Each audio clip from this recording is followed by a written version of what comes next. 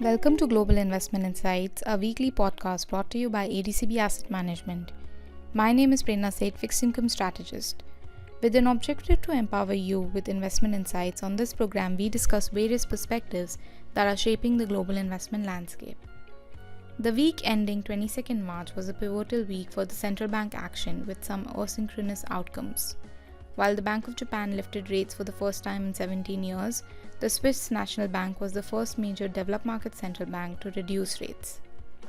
Overall, the common theme was the dovish bias expressed by the Federal Reserve, the Bank of England, the Reserve Bank of Australia, and the Norges Bank.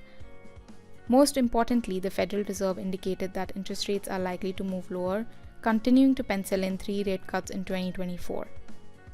However, in its summary of economic projections, the Fed upgraded its projections for the GDP growth and core inflation and slashed its projections for the pace of rate cuts over the next 2 years.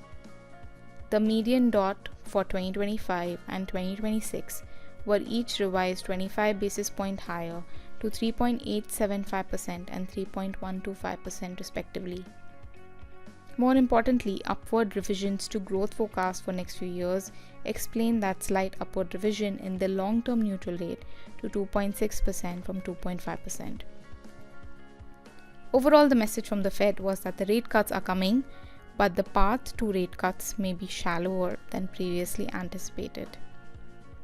We expect 2 to 3 rate cuts from the Fed this year, but also caution on the likelihood of first rate cut not necessarily signaling the beginning of the easing cycle.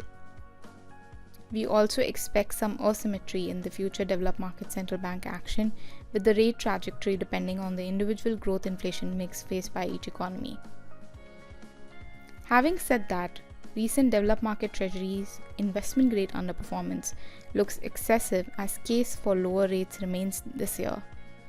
Market expectations of total rate cuts have halved since the beginning of this year, and with the decline in rate cut expectations, pricing of future Fed rate cuts in 2024 is now matching with the Fed projections.